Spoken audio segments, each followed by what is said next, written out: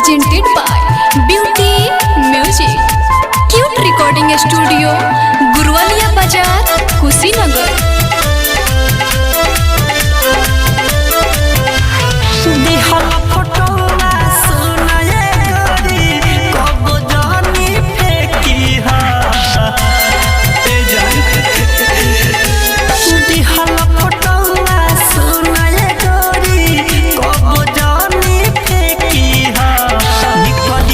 रथी गली से चुहारा छत पर चढ़ के देखी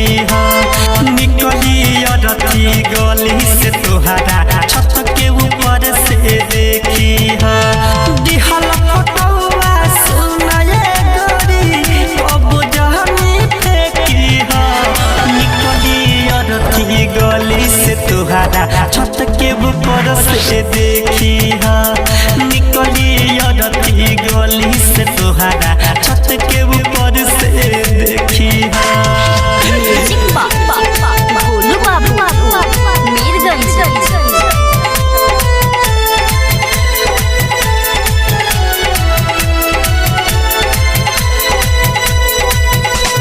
असुआ गिरई ह जानी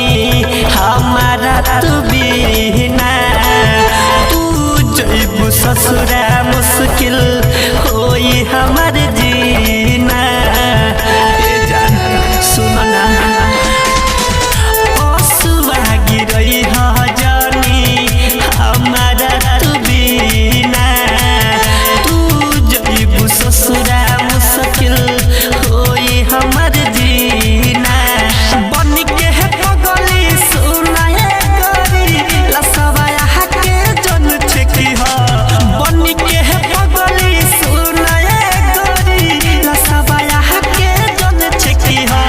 निकली रथी गली से तुहारा छत के ऊपर से देखी निकली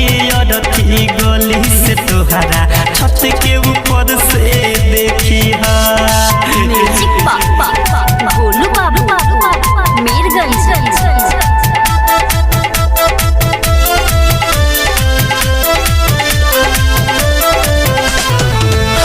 हरी किसके झारू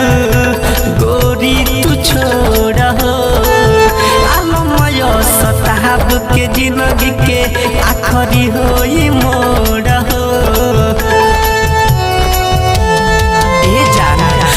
हरी किसके झारू गोरी तू छोड़ आलमय सताब के आखरी होई असुआ गिरावल दिन दयाल के चिता पहया के से की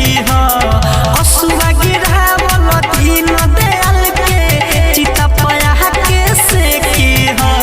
निकली रथी गली से तुहारा छत के ऊपर से देखी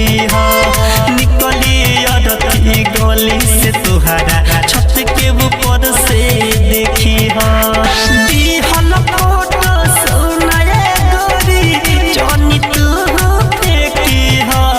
निकली रथी गली से तुहारा छत के ऊपर से देखी